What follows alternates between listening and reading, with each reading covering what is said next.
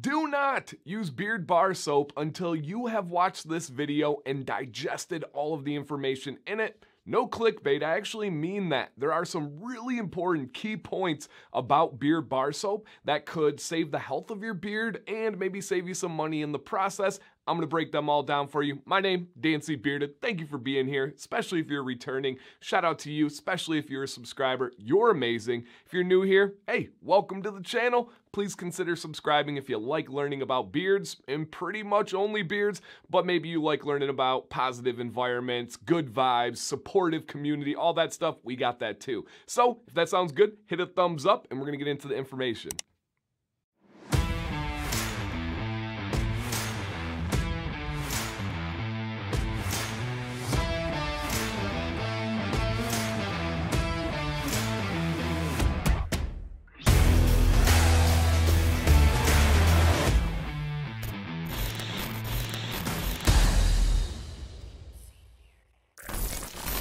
Number one, all bar soaps are going to be stripping on your beard hairs and the skin underneath it. If you have a bar of something and it does not feel like it is really cleansing and stripping your beard, it's probably not actually soap. There's other categories and things out there, but a bar soap is going to strip. Now, is that a bad thing? No. I really believe that everybody needs a stripping wash in their rotation, and my go-to would be good quality beard bar soaps. Now, the level of stripping is what we're going to kind of talk about and get into in this video. Good quality ones are going to be just enough to strip everything out of your beard, including wax buildup from the products that you're using, including sodium buildup from your sweat, including dirt and gunk and all that stuff that just comes about in your normal life. A good stripping bar soap is going to break all those things down, reset your beard, and then you're going to replenish it with some good quality products like beard oil and beard butter. And again, we're going to kind of get into those details, but please understand, if it's a bar soap, it is stripping, and I do not recommend using it more than once a week. If you need to wash more than that, which almost all of you should be, let's work in a gentle wash that's going to be in a rotation, whether that is a liquid wash for your beard or something like Whiskey and Hardtack when they have their beard bar wash, which is not a soap. It's in a bar form, but it's not a soap. It's essentially a condensed dried beard wash. It is gentle, it is daily, it's one of my current obsessions. Number two is the proper way to store your beard bar soaps. You have bought them. You have made that investment into the health of your beard and the proper rotation of your cleansing. Now, let's get the most out of that money and not waste it and literally pour it down the drain.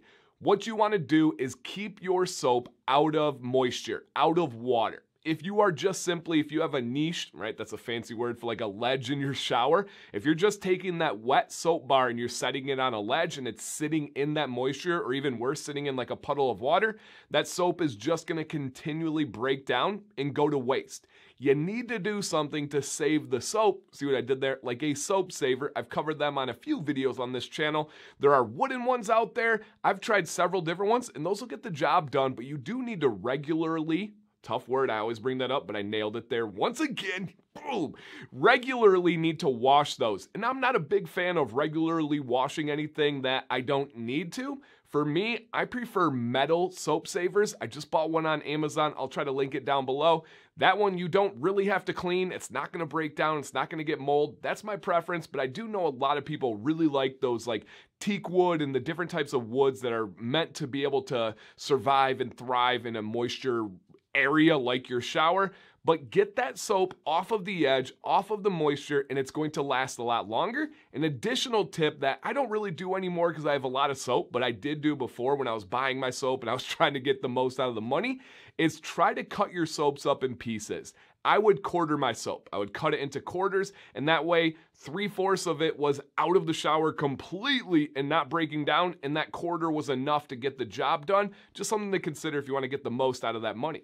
Third and final point on beard bar soaps would be the small batch creators in market as compared to the big box retailers or the really big companies. There is a huge difference, pretty much the biggest market difference I've ever seen, right? There are really good quality big box retailers for things like beard oils and deodorant and different things that are out there. That's awesome. Soap, it's almost impossible to scale and keep quality, and I'm going to explain why with this point right here. Number one reason is once you get up to those bigger companies, they are almost all using filler ingredients that have specific purposes that are not so great for your beard, for the skin, or really anything on your body.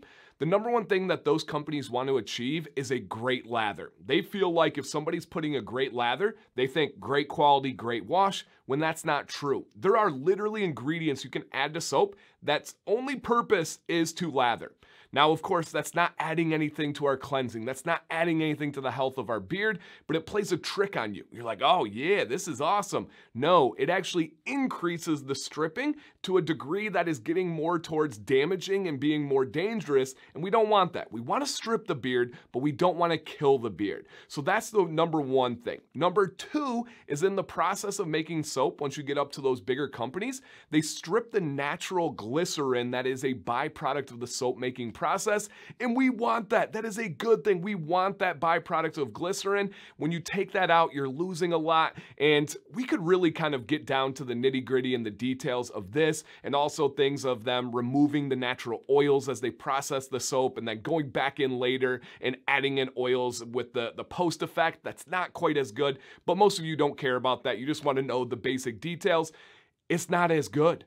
They're taking things out that are needed to be there, and you can really only achieve those from the small batch market. The makers that are doing it themselves, that are going through the proper process that takes time, that takes care, there really is a massive difference. And this is coming from someone who early on and ever since has made a video comparing big box retail companies to small batch when it comes to beard care, and there's pros and cons of both.